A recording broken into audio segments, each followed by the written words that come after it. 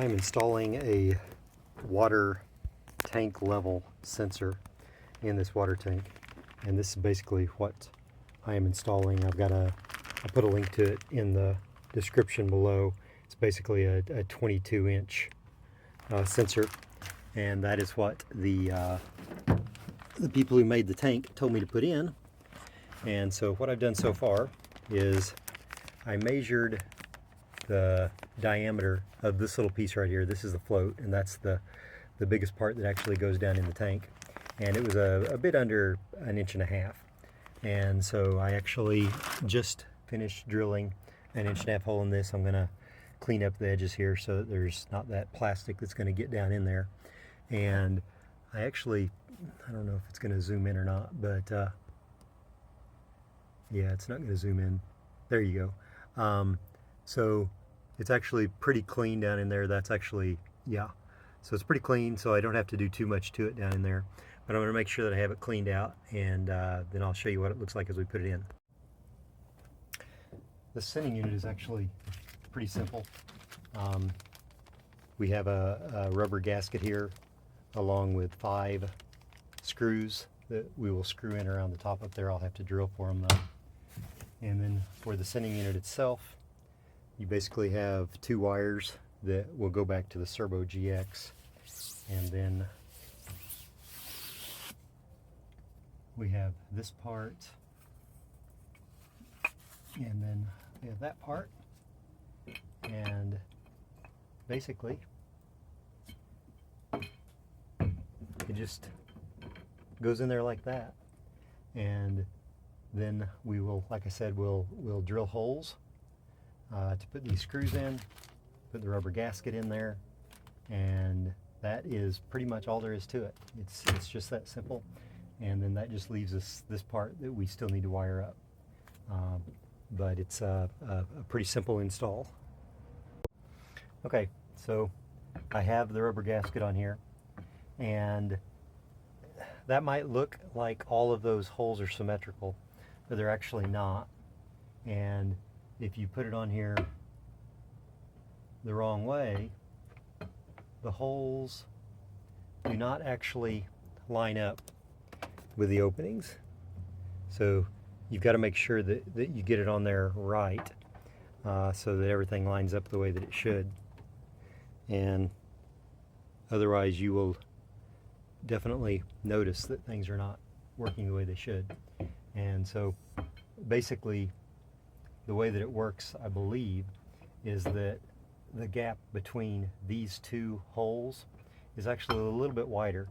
And if you look at the gasket, you can kind of see that.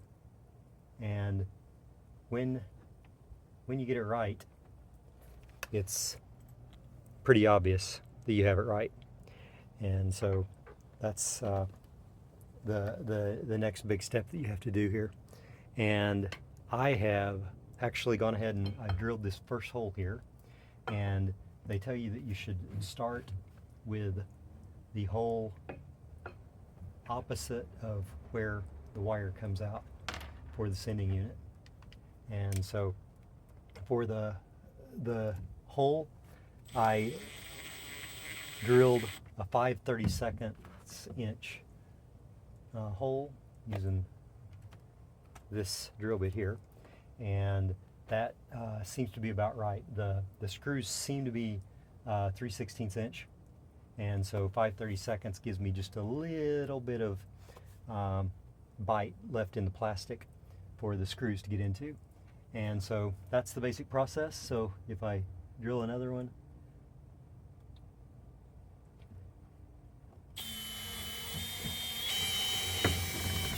do that one I didn't go in super straight on, so hopefully that won't be a terribly big deal.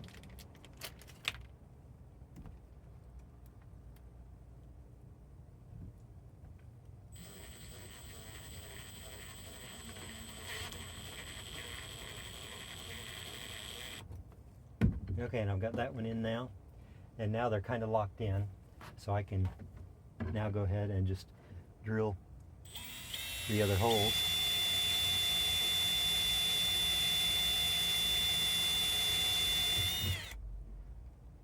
boy, that one is way down in there.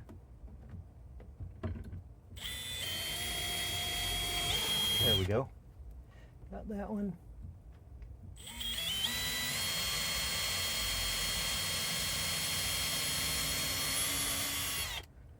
Got that one. And obviously I'm pulling up quite a bit of plastic with that. But there's just not a whole lot you can do to avoid that. So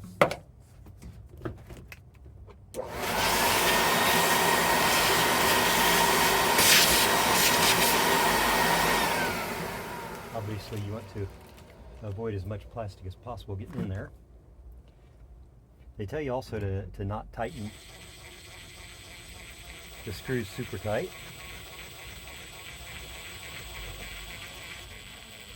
There we go. And obviously I'm not tightening any of them real tight until I get all of them started. But these things are super quick to install.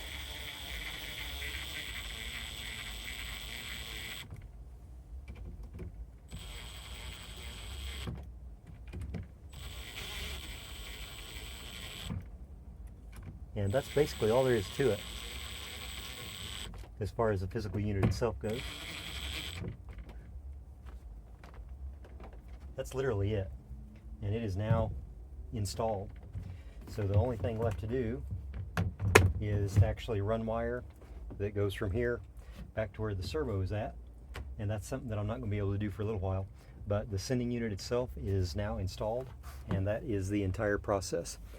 Like I said, I'll put some I'll put the link to this thing down in there, as well as a hole saw and things like that I use for the process. So hopefully this helps. One other thing that I will mention, this is just the instructions that came with it. One thing that they do point out is that the blue wire goes to the ground, and the brown wire actually goes to the gauge hookup. And so that's just how you need to actually wire them into the servo or whatever you're using to monitor your tanks with. You don't have to use the servo. The servo makes it kind of nice and gives you a nice video output with whatever you're using for that. But you can do it, and like I said, they warn you to not over tighten the seal or anything. And if you really want to, you can do a leak test where you pressurize the entire tank. I'm not that worried about it. I don't think that's going to be an issue, but that's always an option. These sending units are made for gasoline and other things where it would be quite a bit more important. But with this being water, A, I'm not too worried about it leaking, and B, even if it does, it's not the end of the world.